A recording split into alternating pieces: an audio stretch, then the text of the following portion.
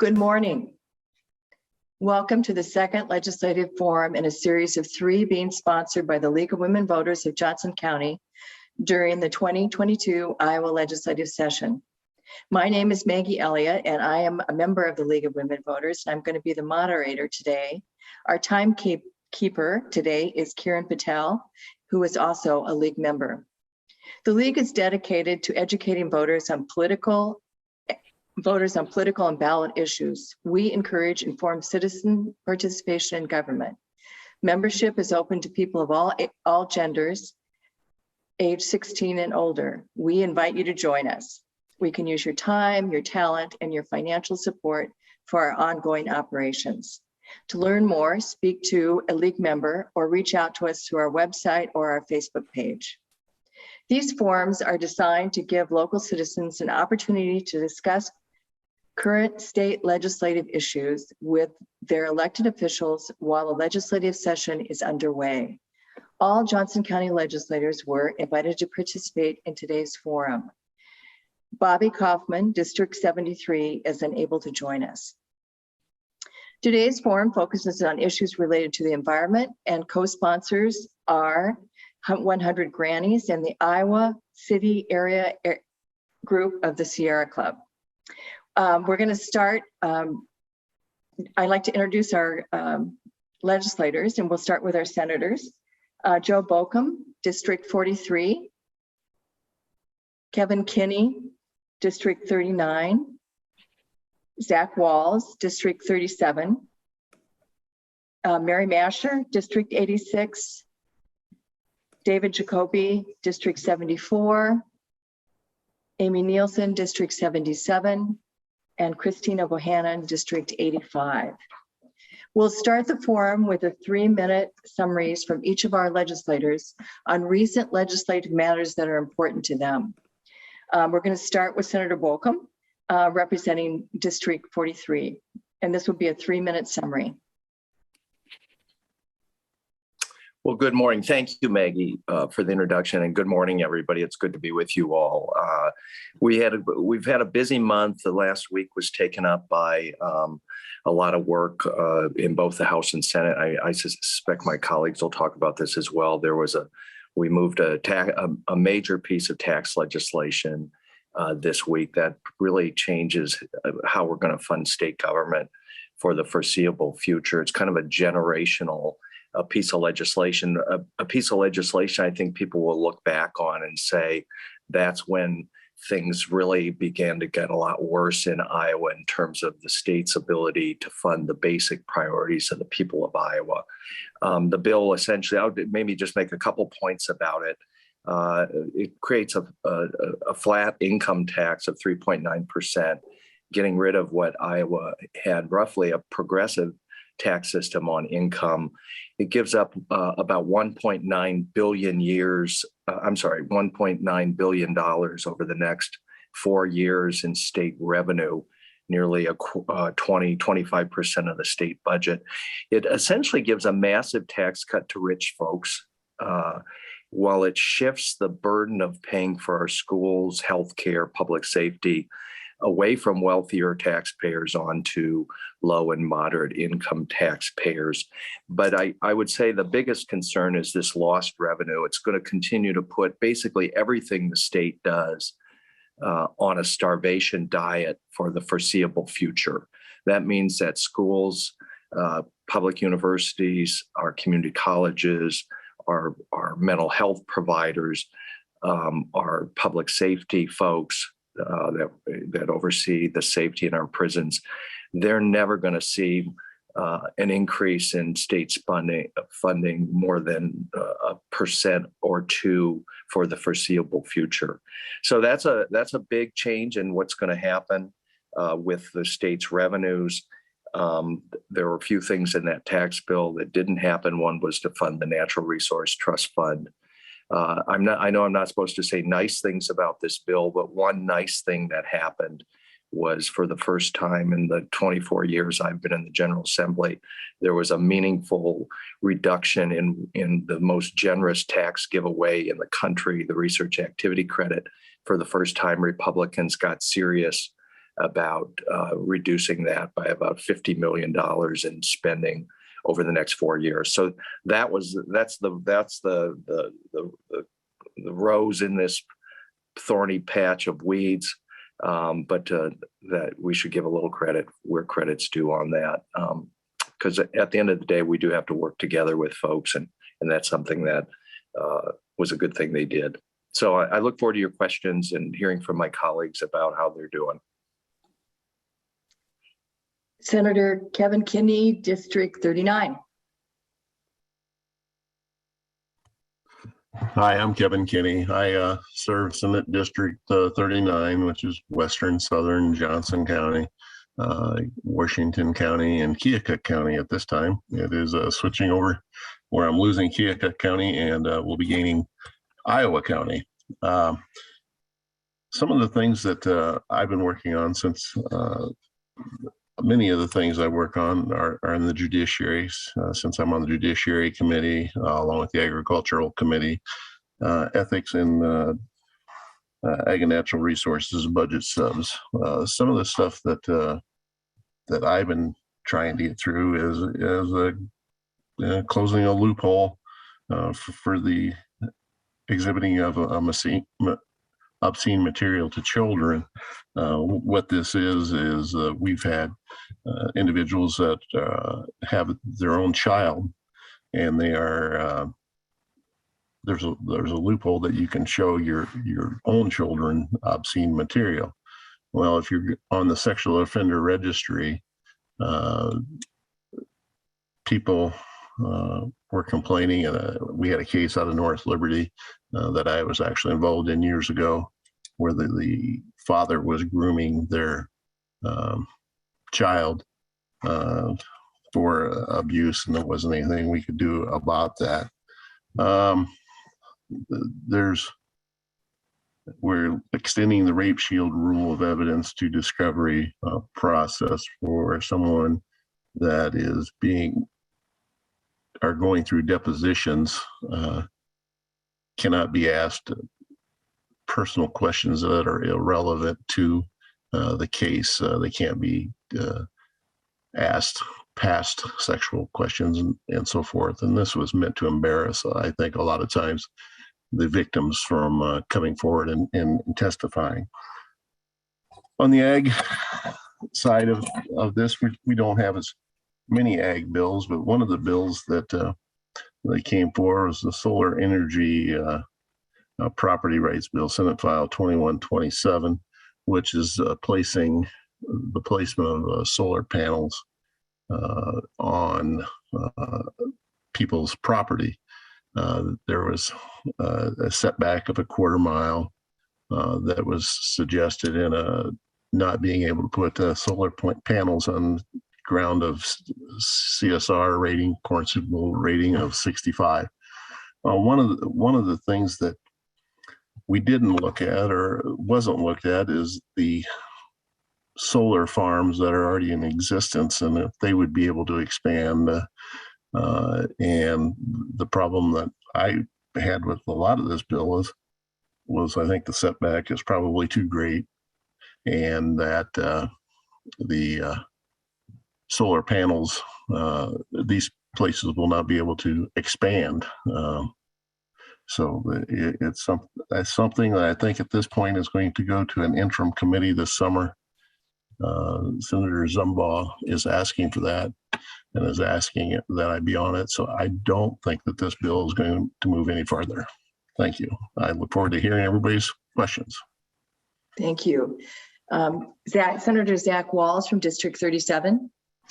Good morning, and thanks, Maggie, and to everyone at the League for the forum today. I'm really looking forward to the conversation and sharing an update about everything that's happening in the legislature. As folks who are participating today know, we've made it through the first funnel, which is one of the key legislative deadlines as we narrow the amount of legislation that the legislature is working on. As Senator Volker mentioned a moment ago, the big piece of legislation that moved through the legislature this past week was the Republican tax plan. The reason this happened is because Governor Reynolds would be delivering the Republican response to President Biden's State of the Union address on Tuesday. And so with that deadline, the Republicans decided that they wanted to come together and hammer out a compromise sooner than I think we might have otherwise seen, and get that down to the governor for her signature. There were a few things in the bill that Democrats, I think, did support. We know that middle-class families need tax relief. We know and we hear from folks who are on fixed incomes about wanting to make sure that as many of these folks don't have the ability to earn more money in their retirement, and so have, I think, very legitimate concerns about the rising cost of living, which includes taxation over time. However, there were also some things in the bill that were really concerning. Democrats offered a series of amendments to try and make sure that our tax relief was targeted on middle-class families who we thought needed to be the biggest beneficiaries. And Senator Kinney, along with Senator Liz Mathis, brought forward an amendment that would have created new financial incentives for landowners to rent their land to young and beginning farmers. Unfortunately, Republicans rejected all of the Democratic ideas on this. This was not something that they really involved us in that kind of negotiation process at all, which is really frustrating. And to Senator Bolcom's point, I think that there are very legitimate concerns about the ability of state government to fund essential services for all Iowans in the future. We did have a couple of Democrats who voted for it because of some of the political concerns that are out there, and I totally understand that. But I just want everyone to know that regardless of which Democrats supported the bill or voted against the bill, this is 100% not the plan that Democrats would have put together if we were in charge. And we would have figured out a much more targeted way to deliver tax relief while doing our best to, as Senator Bolcom said, going after things like the RAC, which we feel like has not been a fair part of our tax code for quite a while. I also wanted to thank Senator Kinney for his leadership on the solar setbacks bill. That is one area where I think we are starting to see the rubber really meet the road as we see utility scale solar start to pop up across our state. We want more investment in renewable energy, not less. And I think because of Senator Kinney's comments, we are going to see that bill not move forward this year. And that's a critical win for all Iowans who want a cleaner and safer environment. So I'll leave it there. I know that we're going to have a lot more discussion, and I'm excited to be here today. Thank you. Thank you.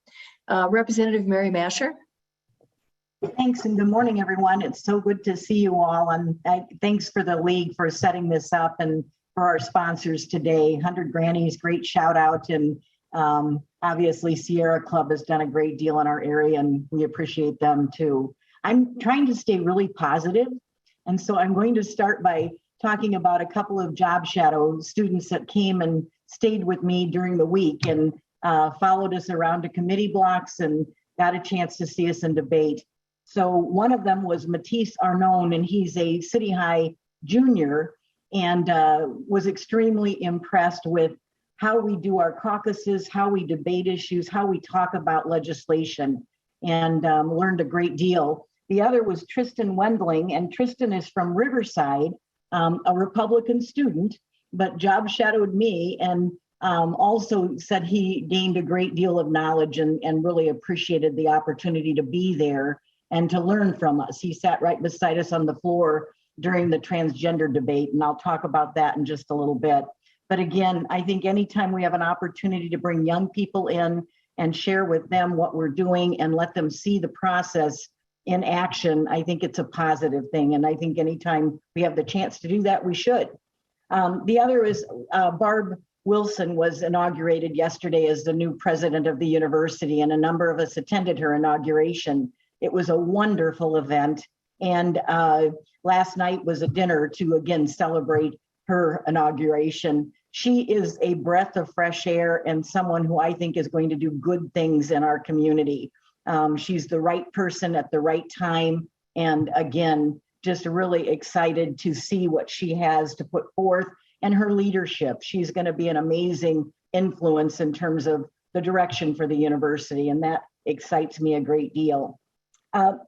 In terms of legislation, obviously the tax bill, and I'm going to let Dave and others speak about that, but I wanted to make sure everybody knew 466,000 Iowans will not see a penny of savings from this tax bill. I think it's really important for people to know that a great deal of people were left behind and were not benefited from this at all. And really and truly, it's a tax cut for the wealthy. And we all know that, which is why the House Democrats locked up and voted against it. So just to let people know, those are some things that we've been talking about. School funding was 2.5%. It's $159 million increase. Democrats proposed 5%, $300 million more. And again, if we can afford a tax cut this large, we can afford to fund our schools. The transgender sports bill was absolutely devastating.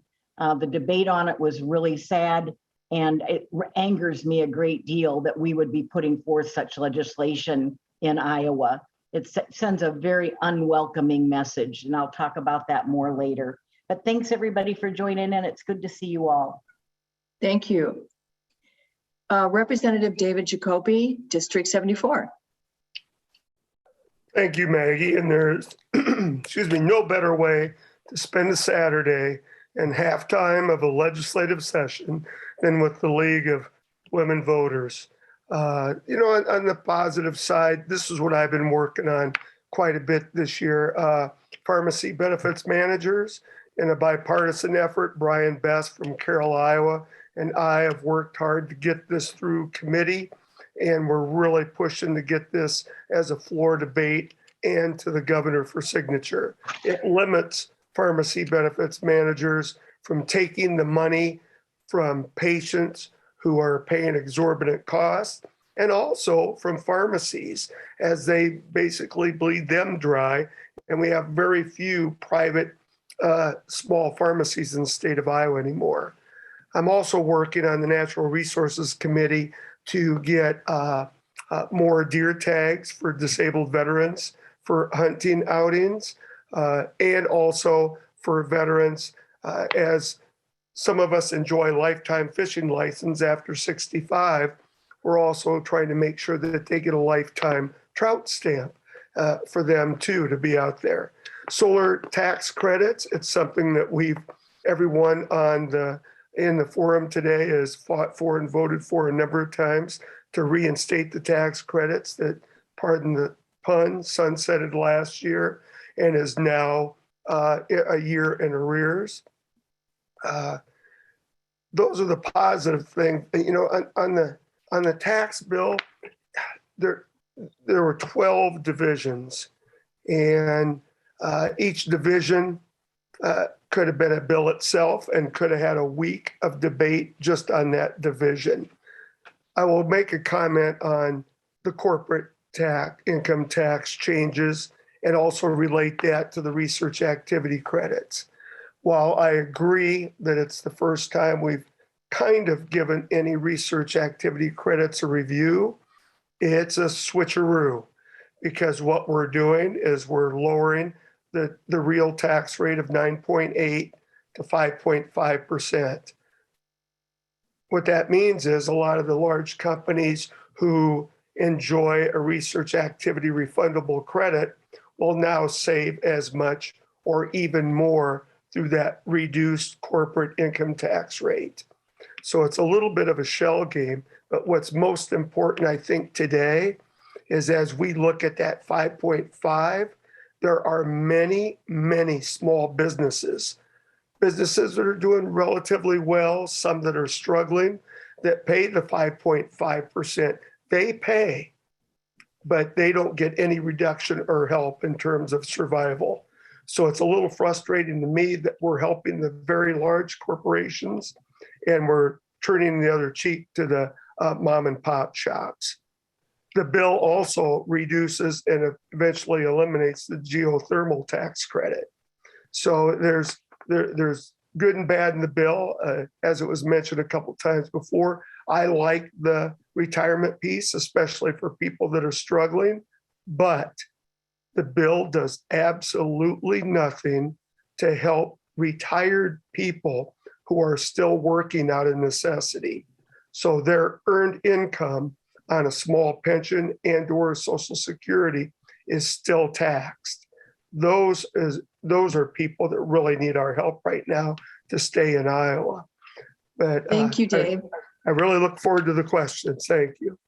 Thank you. Representative Amy Nielsen, District 77. Good morning, and thank you to the League and our sponsors for having us on this morning.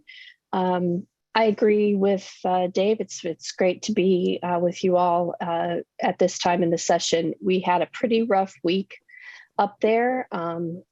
We started off with the transgender athlete ban bill, and we wrapped it up with this horrible tax bill. So very nice to be home and be among you all and talking about some good things. I think one bill that I have been working on this year that would be of interest is probably the bottle bill. We're taking a stab at it again this year. I have little faith that anything's going to change in it, but we are working on it, and hopefully this is the year, but I doubt it. Other than that, we've been sitting in debate a lot this week. Was lucky to have a couple of really great students from Liberty High come and visit me on Monday. And as Mary said, it's the best thing when we have young people come up and visit us. It is the highlight of pretty much everything we do up there. So that's pretty much my intro, and I look forward to hearing you guys' questions. Thank you. Thanks to all of you for your updates on legislative issues. At this time, we're going to begin the questions, starting with one from the League and one from each co-sponsor, followed by questions from members of the audience. We remind all participants that the questions are limited to 1 minute, and please observe the time limit so that legislators can address as many questions as possible. Maggie? Yeah. Maggie, I don't think we've heard from Representative Bohannon this morning. Oh, thank you. You're welcome. I knew you would. I knew you wouldn't want to miss her. Representative Christine Bohannon, District 85. Hi, I was going to let you go ahead. That's okay. Good morning, everybody. It's great to see you. So I'll just, the great thing about going last is, a lot of people have already said things. And so, so I'll just say a couple things real quick. As far as what I'm working on right now, just individually, one thing I'll tell you is that one of the things I love about being a legislator is the variety of issues that you deal with. You just never know what you're going to be working on. I mean, it could be anything. And so right now, for example, I'm still trying to get this elder abuse bill through. I don't know what's going to happen with that. It's kind of stalled. We'll see if it goes anywhere. I think it's a no-brainer. I think it's something we need, but it's not clear that the majority party is going to push that through. The other thing, interestingly, maybe of interest to people here is there is a bill that would allow UTVs, ATVs, to ride on county roads. It's something that the majority party's been talking about for a couple of years. And it looks like they might have the votes to push that through. Something like 2/3 of counties already allow that, but Johnson County has been one of the counties that has not allowed it. But I think that right now it looks like they might have the votes to put that through. I am trying to work on some amendments to make that as safe as we possibly can. ATVs are not really meant for to be ridden on regular roads. And so it's just something that I'm trying to work on to see what we can do to make that as safe as possible. So again, it's a wide variety of issues. You never know what you're going to be working on. But those are just a couple of the things I happen to be working on right now. I won't go into what everybody else said. I do want to I can't not say something about this tax bill.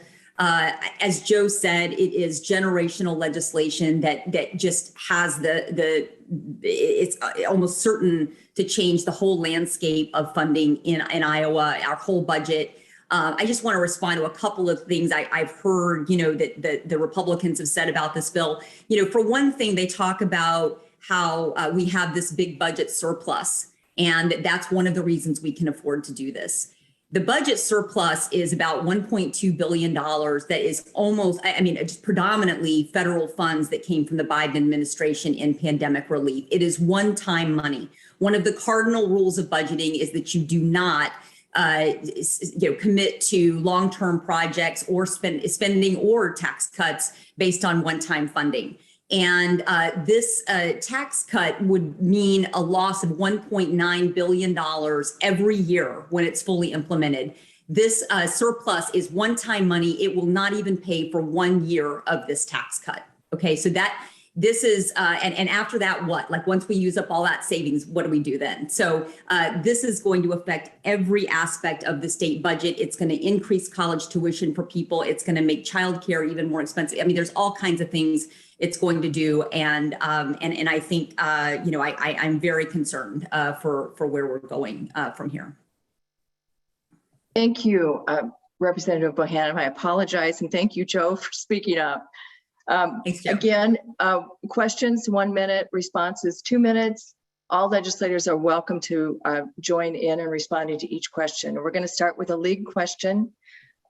Given the number of different versions of the bottle bill which have been introduced in both chambers, do you see a way forward to enact legislation that will address this matter and serve both the environment and business interests? Well, I'll take that one, guys. I'm not sure we're going to come to any kind of agreement this year.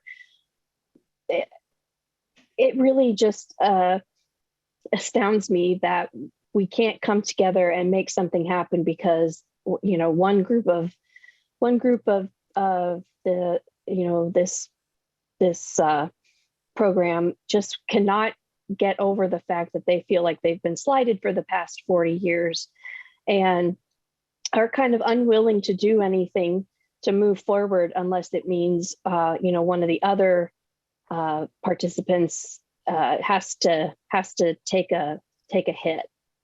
It's not a conversation about doing what's right or doing what's best for our environment. It's a conversation of who's going to have to pay for it the most, and that's very just disappointing. So I think my minute's probably about up, but I don't see anything moving forward, and but would always welcome ideas from everyone. Yeah, I think that the bottle bills is going through a slow death. The Republicans are in charge of the legislature, and they cannot figure out a way to fix this thing. And I don't really see it happening this session. They are held captive to the lobby, which would include the beer distributors and the pop distributors who are making a fortune on all the cans and bottles that Iowans don't return. And there's no transparency about it, but there's millions of dollars a year that they want to keep their hands on.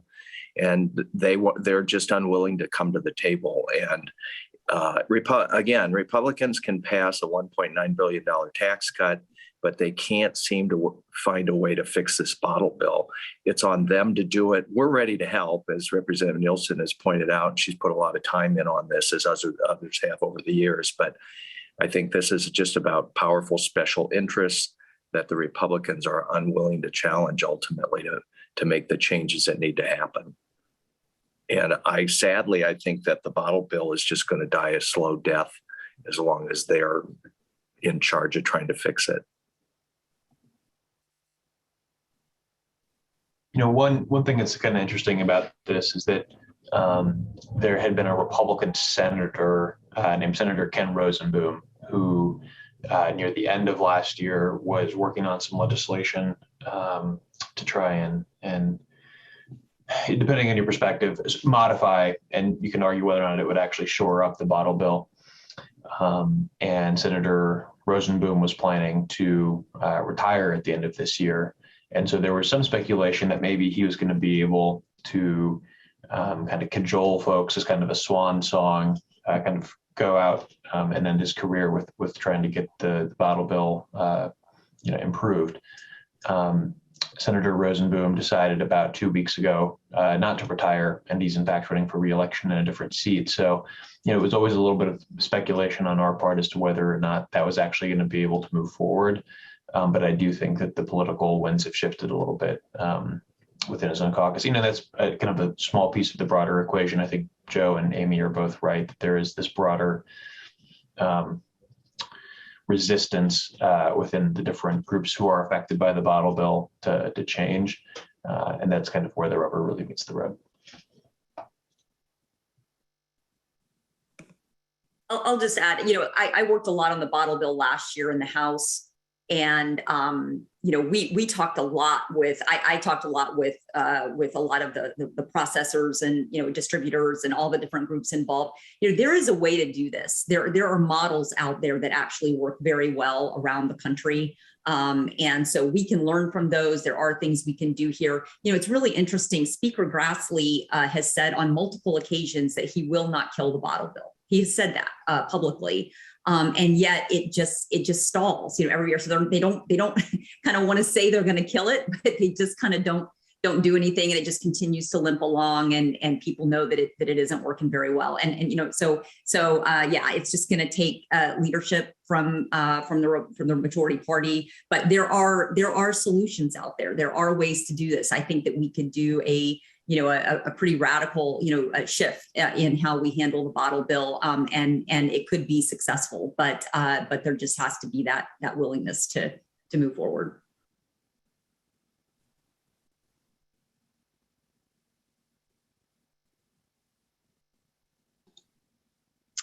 Anyone else want to speak on this? I'll just make one quick comment that I really, really hope that the bottle bill does go somewhere so that we can all see Dave grow a full head of hair.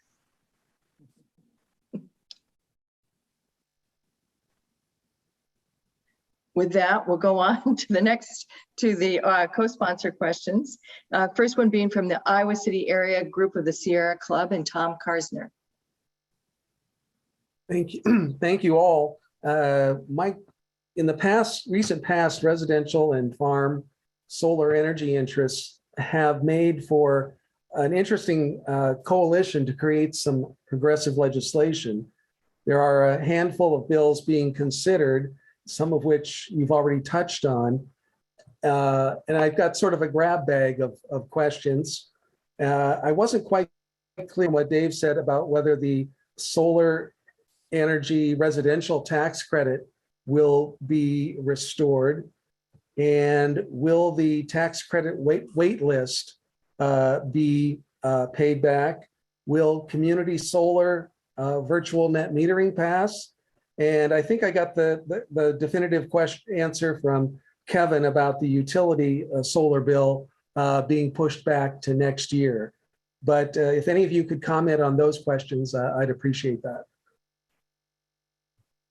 Well, I can mention what's happening right now in ways. We just recently received the residential solar tax credit bill that does two things. It's retroactive, well, it goes back to last year, and it does state that it will clear off all the backlog and look at reinstatement in future years of about, $5-6 million that we allocate toward the tax credit.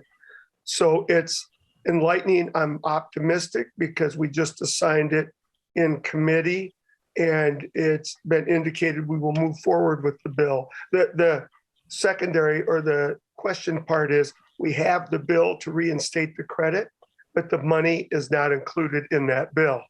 So that would be a second appropriation process. But if I were a betting person, I would think we're going to get that solar tax credit piece done this year. There's also a bill moving in the Senate in which doing basically the same thing that Dave has commented on, and I agree that I look for something to happen with this. I think there was a lot of people, especially with different legislators, their constituents feeling that they were going to be getting credit in which they did not. And I think it was all over the state, so which made it better for this tax to continue. Yeah, Tom, the solar legislation is all really, really interesting. It's an intersection of environmental concern, I think some economic, like real economic benefits for folks who have it. Obviously, there's been, as you noted, some interesting alliances over the years between, for example, pork producers and the Sierra Club, which have come together to help shore up the viability of, I would say, kind of commercial or personal solar use.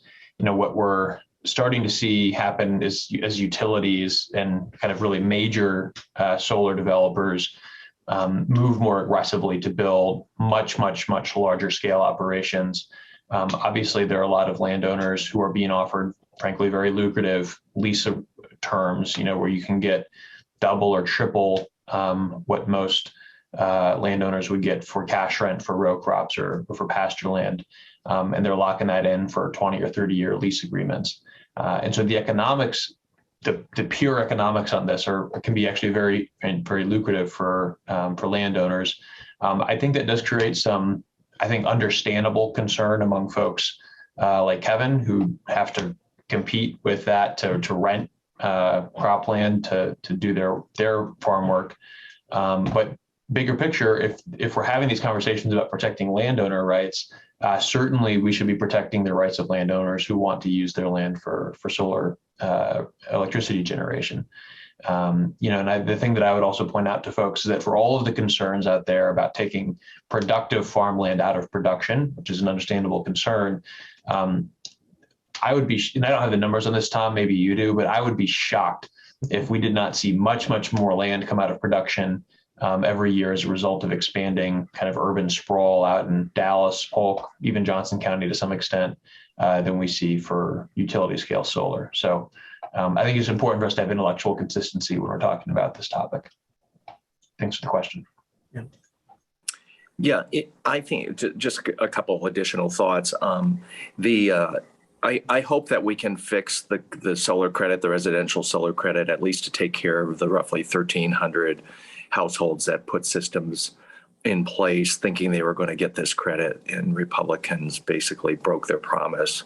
We ran legislation amendments to bills last year that they voted against that would have fixed this problem that still needs to be fixed. The good news is their attention is on it. I hope that the House can get a bill out. There are 4 Republicans on a bill in the Senate only to reinstate the credit to people that should have gotten it. It does not continue the residential credit. The Senate version doesn't. It ends the program, which has been incredibly effective in providing jobs, essentially in all 99 counties. We've spent about $50 million in state money over the last decade for nearly $400 million in private investment. So it's been a great incentive to see systems put in place. It's created about 1,000 jobs across Iowa, not just in West Des Moines or in Altoona, right? So that's good. In terms of the bigger scale stuff, if we are going to get our hands around the climate issue, we have to make it possible for large scale utility scale solar projects in Iowa. You know, what we're going to displace is corn, and we've got plenty of corn, and corn doesn't really do that much at all to impact climate change. In fact, it might take us in the opposite direction. So the competition for solar panels or more corn plants, I think if you care about climate change, we should keep the regulations off of people that want to do utility grade solar, because it is the best hope for reducing our carbon footprint. Sure, we should have people put systems on their houses and businesses if they want, but the real change has to be utility grade solar. I'll just add one quick thing. You know, I really hope that we can do more on solar. I would love for us to go back and give the credit to the people who should have gotten it before at the very minimum, and hopefully continue and expand the program. But I will say that one thing, that again, coming back to this tax bill, when we cut taxes the way that we have now, any individual tax credit is going to start to be really closely scrutinized. I mean, because anything that further reduces that tax revenue is something to be concerned about. And so I think that if anything deserves it, it's the solar credit. So I agree with that. But going forward, every tax credit is going to be something that further reduces tax revenue at a time when we have just slashed the budget essentially by about 25%. So, it's just going to put added pressure on those tax credits going forward.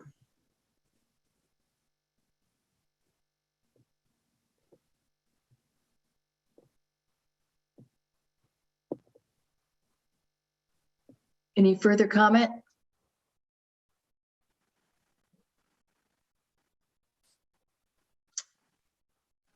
Next, we'll go to 100 Grannies, and Diane Lair will ask the question. Thank you, League, for having these forums. I always love to be involved with them.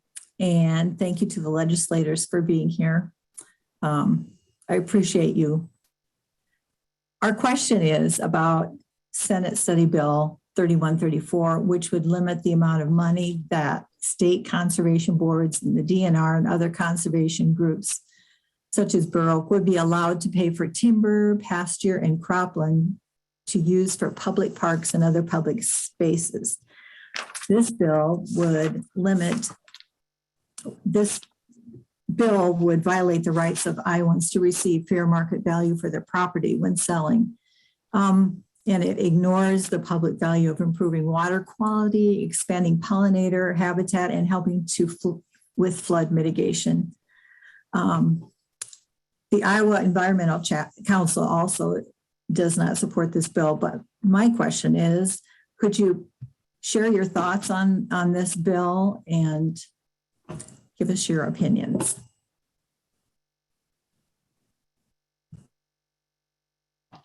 Hey, Diane, this is Senator Walz. So none of the senators who are here today are on the Natural Resources Committee, which is the committee that this ran through. And because we have not yet debated it on the Senate floor, we have not caucused on this bill. What I can tell you based on what I currently know, it was a party line vote coming out of committee. So Republicans moved it forward, Democrats voted against it.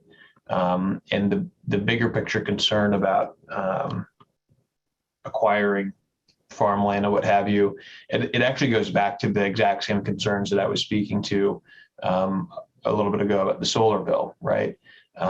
There's this kind of fundamental philosophical question about how land is being used, and is it being used for an agricultural purpose or is it being used for a non-agricultural purpose? And there's, I think, some folks who think that we need to stop having land be used for anything but kind of a productive agricultural use from their perspective. I think until we as a caucus come together and talk about the bill, it's not totally clear to me what the vote will be. And frankly, Dan, I don't even know if this bill is going to move forward. Kevin, I'm not sure if maybe you're hearing stuff about this that you'd be able to speak to. But the big picture on this is this disagreement about the role of the DNR and county conservation boards and their ability to acquire property for a variety of public purposes, and in an intention by the Republican Party to just dramatically restrict the ability of county conservation boards and the DNR to do that. Well, I'm hearing, it's going against property owners' rights to be able to sell their property to who they wish.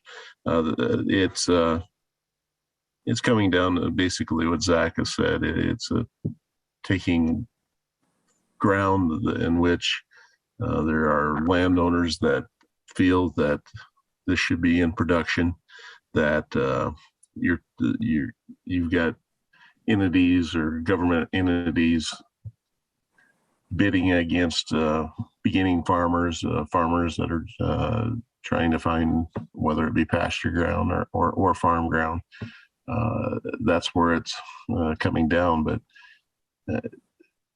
for me, when you're taking the ability for someone to sell a piece of property for what it's worth, that's where it pulls me. Yeah, this is a really bad bill. It messes with the free market. These are free market people, I thought, and here they come with a bill that essentially wants to do a number of things, make it really, really hard for the counties or the state to add any more kind of outdoor lands for public use. That's the core of this, I think. The Farm Bureau, this is a Farm Bureau idea. They don't want any more parkland. They don't want any more bike trails. And this is one way to discourage the development of more places where you and I can get out and enjoy Iowa nature. And it's pretty much that simple. I mean, I guess people can argue about whether it's preventing somebody from buying some land, but we're not a socialist country. We're not a communist country yet. There's this thing called the free market, and people ought to be able to sell their property to whoever they want to for the best deal they can get on it. And it's astonishing to see, and there are several bills like this to basically regulate private behavior by what is really a fairly autocratic group of state policymakers, Republicans in control of state government right now.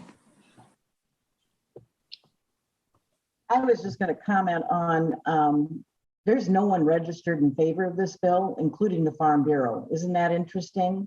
So when you go through the groups, the counties are opposed, realtors are opposed, the Chamber Alliance is opposed, Sierra Club, League of Women Voters has registered in opposition, Iowa Bicycle Coalition, Bow Hunters, Iowa River Revival, Iowa Environmental Council, Natural Heritage Foundation, and the Nature Conservancy. So when you look at that, you go, well, why are we doing this? It doesn't make any sense at all. The good news is we don't have a companion bill in the House. So that helps. But at the same time, you always question when we see bills where no one is registered in favor, then you got to go back and say, why are we even considering this? And obviously there's no rational argument, and hopefully it'll die, and not a slow death, a very quick death.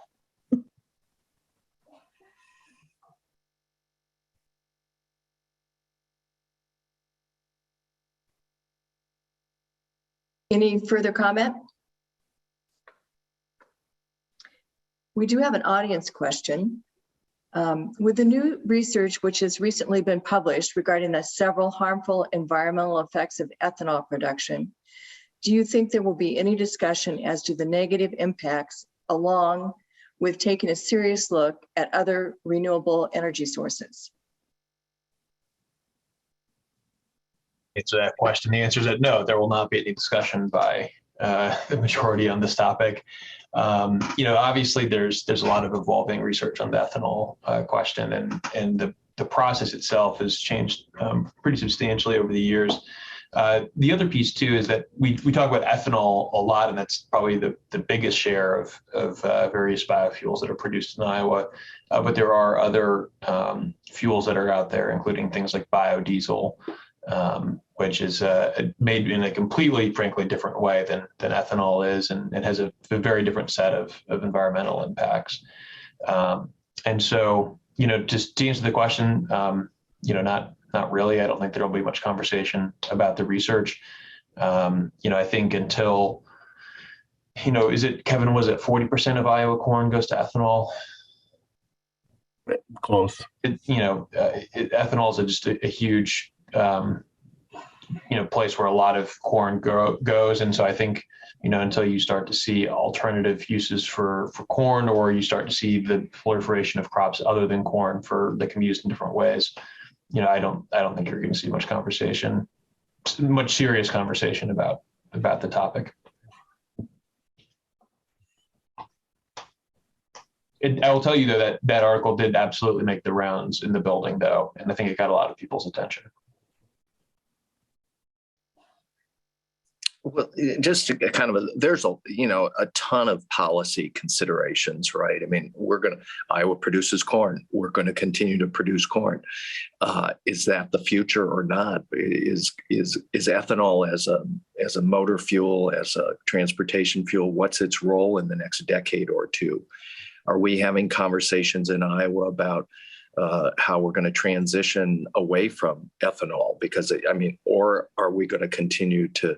Are we going to build this pipeline for carbon sequestration? Are we going to have E15 in every gas station to use more ethanol?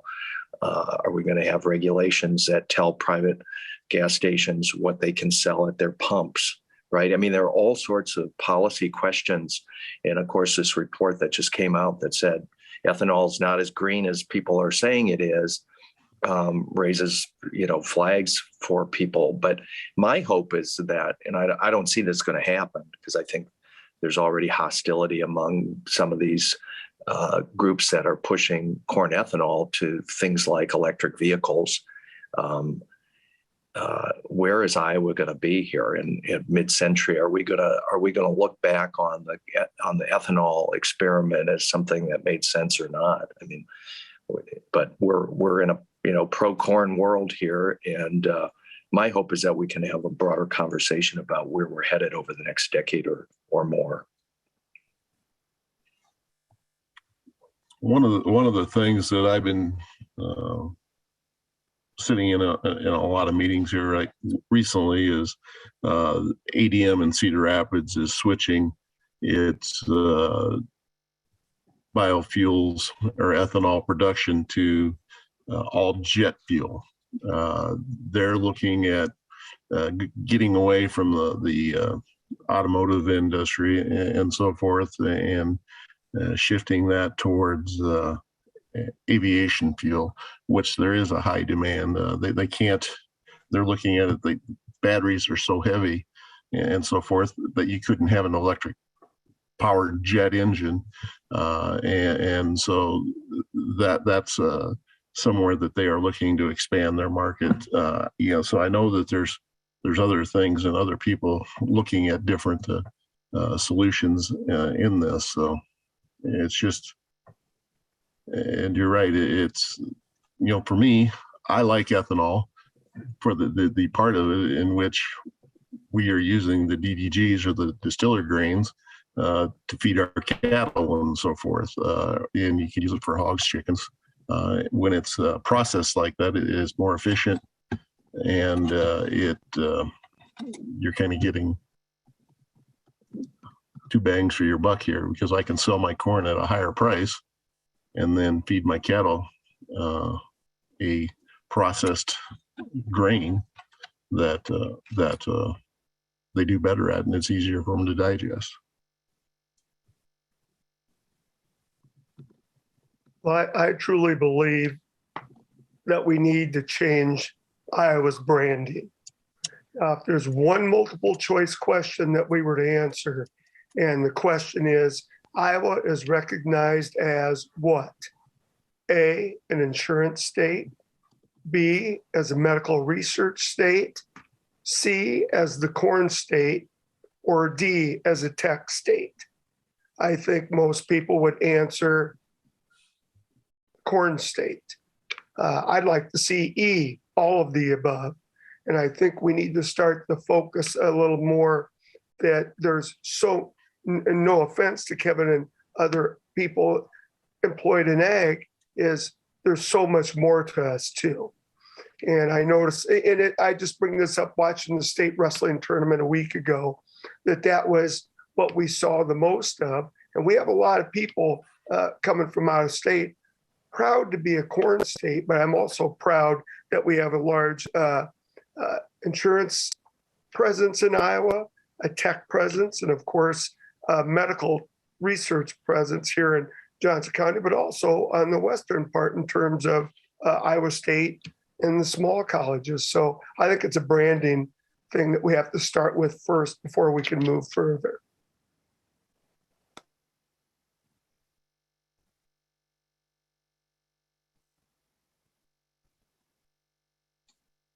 Any further comment? We have another question from the audience about the tax bill. Legislation like this takes years to be felt by most residents. Is there a way Iowa Democrats can brand this tax bill as destined to destroy Iowa and fund a 6-year marketing campaign to keep the connection between this tax bill and later legislative battles in front of the public? Boy, that's a great question. You know, and it really does hit the nail on the head. That the music for this is going to stop really in a couple of years. I mean, you've heard Democrats talk, you know, for certainly all 4 years I've been in my first term about the underfunding of public education, underfunding of our public health insurance system, and many more areas where Republicans have been underinvesting in our state. One of those, by the way, was public health. And when 2 years ago, COVID-19 reached Iowa, part of the reason why we have seen higher per capita deaths in Iowa than in surrounding states, I would say, is not just Governor Reynolds' mismanagement of the pandemic, but also the fact that because of Republican disinvestment in our essential services, we were less prepared than we should have been. In terms of the specific question about funding a marketing campaign on this, you will hear Democrats talk about the long-term challenges of this and the need to kind of have a better balance here. Again, there is a way to do middle-class tax relief that does not give the wealthiest people in our state the biggest, kind of bang for their buck. And you've heard several of us talk today about the need to support folks who are on fixed incomes and are retired, what have you. And there's a way to do that in a bipartisan way. In terms of the specific question about a campaign, I think that as you see Democrats go across the state, we're focused on making sure that we bring back Senator Kevin Kinney, that we bring back other Democratic incumbents who are going to be having tough races this year, and also going on the offensive and running fantastic candidates in districts across the state that are trending in a Democratic way. And those are going to be the folks who really carry that message about what the direction of our state is going to be. And I think that's where you're going to see that happen. So I wouldn't envision a kind of a long-term dedicated campaign on the subject, but I think as we run all of our campaigns over the next 6 to 8 years, you're going to hear a lot about this issue, among others, but certainly about this one as well. I hope that feels like that answers the question. I'll just add to that. I think I do think this is one. I continue to wish that Iowans were paying more attention to what was happening in the legislature with some of these bills, because there actually are a number of bills just in the last couple of years where very reliable polls done by Seltzer and others show that the Iowa public do not support some of these bills, that they're more than a majority of Iowans don't support this. But I will tell you, I don't know that I've heard about any of those bills as much, more than I've heard about this tax bill. I think people see that this can be devastating to the state. And the other thing that helps a little bit with that messaging is the Kansas experience. And, Kansas did something similar to this. The Republicans say, oh, no, we're not doing what Kansas did. But boy, they're doing an awfully good impression. And so, I think that we saw what happened in Kansas. It was disastrous. And you did see political consequences to those who pushed that forward, and people recognized that it was, pretty ruinous to the state. And so that helps a little bit on the messaging about this. And I do think this is something that people will connect the dots. I do think that as they start talking about cutting this and this and this, they're already doing it with public education and so on. As they continue to do that more and more because of limited revenues now with this new tax bill, I do think that this is one of those instances where people will connect the dots and trace the cause back to this massive tax cut this year. Zach gave a great, I wish we had canned the speech, Zach, because it hit it right on the head with the culture wars and the fact that a lot of the legislation that we've been passing in the state sends a real chill to people in terms of wanting to move here and keeping people here. And so whether it's the LGBTQ issues, trans issues, censorship, what we teach in our schools, transparency, all of these parents, the Parents' Bill of Rights. Of course, parents, we want them to be involved in their students, their children's education, but are they the ones that are going to dictate what teachers can and can't teach? Because that's the kind of legislation we're seeing. And quite frankly, I worry about whether we're going to be able to keep teachers in the profession, whether we're going to be able to keep good faculty at the University of Iowa, and then who's going to want to come here? Who are the people that we're going to be able to recruit and teach our students and children and our university students? Because again, we are hearing stories of people moving away. When Dave Jacoby's daughter from Nashville, Tennessee is telling him, Dad, I don't want to move back here. That scares me. That's very alarming in light of the fact that we've got to have a more accepting state, or we are not going to have people want to live here. And that is something we should all be talking about.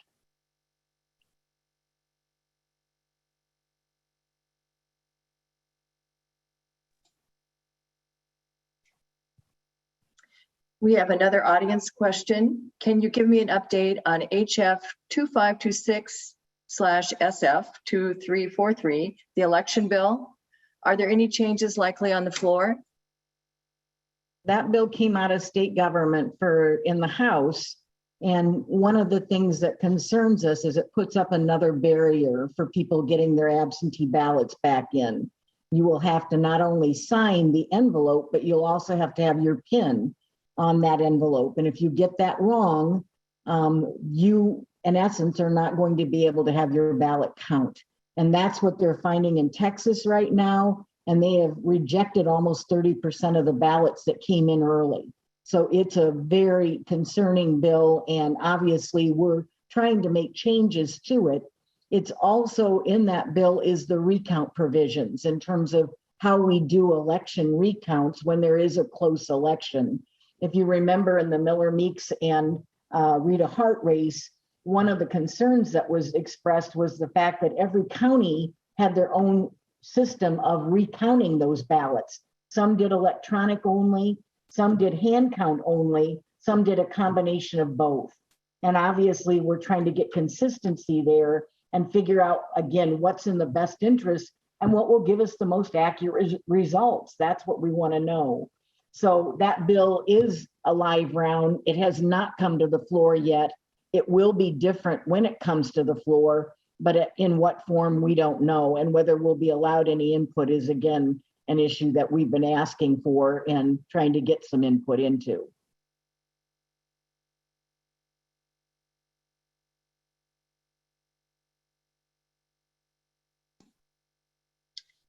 Another audience question. Do you think anything can be done about the lack of bipartisanship, which is so blatant during this session? The Republican members of the legislature really do not seem to have any problems seeming to ignore Democratic input. Yeah, the best way to get more bipartisanship on the major bills is to elect more Democrats. I mean, bluntly, until when Republicans have full control of both the House and the Senate and the governorship, they don't work with Democrats. And it's not just that they don't work with Democrats, it's that they don't, in very few and rare exceptions, do they get real feedback. And the part of the problem with that is that, I'm a Democrat, so I like to think that Democrats have lots of good ideas, but I'm not so arrogant that I think that Democrats have all the right ideas, right? Our state does best when we have the ability for best ideas of both parties to come together and move our state in the right direction. And instead, we're getting, I would say a lot of the worst ideas of the Republican Party that I think are going to create real challenges, that are currently creating real challenges for our state, that are hurting a lot of young people. Representative Masher spoke really movingly about the bill that the Republican majority in the House passed targeting transgender kids. We're going to be seeing that bill in the Senate, and those are the kinds of pieces of legislation that really accelerate young folks like Representative Jacoby's daughters leaving Iowa, not wanting to come back, and that are going to create enormous challenges for our state as we continue to see our state population age. And if we don't have an economy that has young people staying here putting their roots down and building a future in Iowa, that's going to have really big consequences for us. And so to not to put too fine a point on this, but if you want to see more bipartisanship in the Iowa legislature and in our state government, you need to have divided control of government, not total party Republican control. Yeah, I'll just add to that, Zach. I totally agree. And, one thing I'll say is what's happening, I think, is, and this is not just Iowa, it happens in other places. When you have such complete control of the trifecta of state government, you don't have to have Democratic votes to do anything, right? You have plenty of votes to pass anything. And the people who are in the extremes of the Republican Party, kind of the ultra, far right, who are pushing a lot of the culture war legislation, they know that. And so they say, hey, Republican Party, Republican caucus in House and Senate, we know you have the votes to pass this. You don't need Democrats for anything. So why aren't you doing this? And if they don't do it, then they, might threaten a primary, somebody or something, and so, when it's more divided, when it's more close, then, the Republicans can say, hey, we have to have some Democratic votes for this or this or this. And so, you get, it has a moderating effect. And so that's the problem is right now they don't need that. They know they don't need that. The more extremes of the party can push them to do these things, and they don't have any way back. There are a lot of Republicans who regret the far right turn. I have conversations with them in the Capitol every day, but they are stuck with people pushing for that far right legislation. The one thing I will say, the positive thing, and I agree that we need to elect more Democrats, have more balance in the state, but the one good thing is, we are not gerrymandered in Iowa. The most recent districts, we have the Legislative Services Agency is nonpartisan. They came through with fair maps. Thankfully, the majority and minority parties agreed on these maps, and we have good, fair maps. So we can do this. We can absolutely do this. It just takes the will and the work. And, I appreciate all of it, especially Zach and Minority Leader Jennifer Converse working really, really hard on doing that. So it is possible to do. There are places that have been gerrymandered where it's really, really hard. That is not true in Iowa. We can do this. So, I think that's the work before us. Each one of us today on the panel works with some of the Republicans in the House and or Senate. We all have relationships that we've developed over the years, and we've been successful. The success, I'm afraid, is on our B and C level bills that we work on. We haven't been able to crack that ceiling in terms of the A level. And what I'm referring to is the bill that Mary was just talking about, the voting bills. The voting rights bills, we haven't been able to crack that in terms of education. And quite frankly, we're still arm wrestling over land rights and what eminent domain really means. So there are relationships. There have been, there is progress. I know for myself, well, everyone on the panel today has had one of their bills either under their name or redrafted under a Republican's name and gone through the House. We just need to do something to crack that ceiling for the A-level bills and start making some changes where these critical, even in a non-gerrymandered state, we still have problems with, it doesn't matter if the boundaries are gerrymandered or not, if people can't vote. So, and that's a critical thing. We need to crack that ceiling on those A-level bills. We often talk about the fact that they campaign as moderates and then they legislate as extremists. And that's what we're seeing right now. And those extremists are basically holding everybody hostage, because what they do is in their caucus, they say, we won't support budget bills unless you give us this abortion bill, unless we get this transgender bill, unless. And so they do that on a regular basis with their leadership. And of course, in order to keep the party or their caucus unified, they allow a lot of these bills to go forward. even though they're extremely hurtful to the state and obviously hurt us as a welcoming state that allows people in and wants diversity. That's what we're losing. So anything we can do, again, to elect more Democrats and get that moderation and actually have people who aren't putting forth these extremist ideas is going to be in our benefit.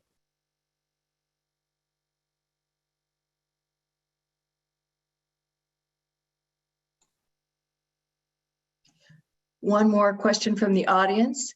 On taxes, Iowa City is looking at rough future budgets because of the state reneging on its promise to backfill municipal taxes. Am I correct in assuming that the new tax bill will not improve this situation, or will it make it worse? You know, it's a different kind of issue, but I mean, the broader question about the ability of our state to fund essential services, which obviously includes public education, is a part of the conversation about the tax plan. You know, I think that probably the better parallel, Shannon, is going to be what we're going to see on mental health. So there was a piece of legislation just last year that essentially changed how we fund mental health services in our state. And rather than it coming out of local property taxes, it'll now be funded by the state. The concern, of course, is that now that we've shifted that source of revenue for funding those really critical services up to the state level, you add that to the fact that we've now put ourselves on a really, really strict, I would say, challenging, funding footing for the next several years. I really worry that what we're going to wind up seeing happening is that when the state made the promise to local property taxpayers, we're going to lower your tax burden for the mental health levy, and the state's going to essentially backfill those dollars from state revenues. Now, I really worry about essentially reneging on that promise again and not having the revenue to meet the need that'll be out there. I do think that there is some, there's been a lot of conversation about the various regions and their role in funding mental health services, but the big picture is, show me the money. Is it going to be there or not? And I think that the concern that our Iowa City community school districts have about the long-term viability of state funding is something that also applies directly to the funding of mental health services in Iowa as a direct result of not just the tax bill this year, but the various tax bills that they've done over the years.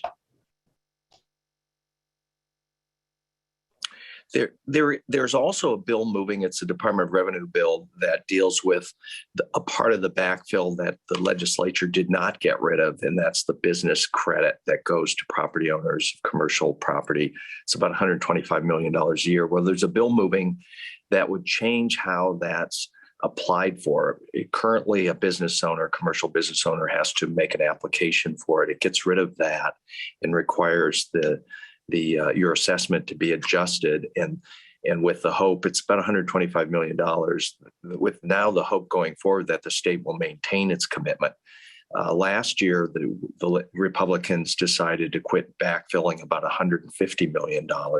This would be another $125 million on top of that I think legislators and local governments are going to have to pay attention to in the coming years as a result of what appears to be an administrative change in how the taxes, the benefit is applied for, that may end up actually undermining this funding in the long run. So that's to be, I guess that's for future work of people to pay attention to.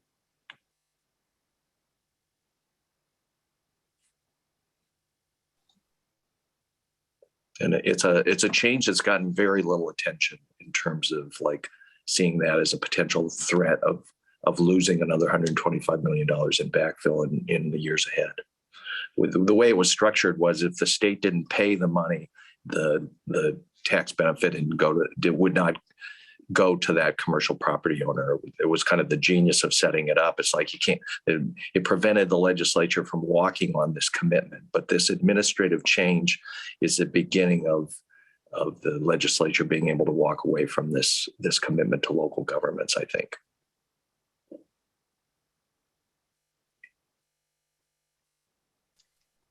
Thank you. We have our last question. We've heard a lot about water quality in the last few years and very little this year. What is the status of legislation on water quality?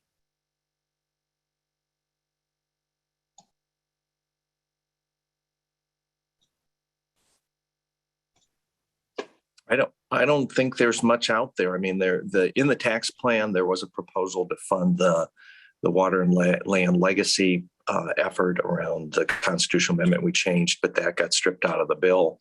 I had a fairly creative idea about that, but I'm not aware of really much of anything to boost what we're doing to address water quality. I think some people in Iowa think that we're doing a great job on water quality, and and that would be the Republicans, and full steam ahead on what we're doing.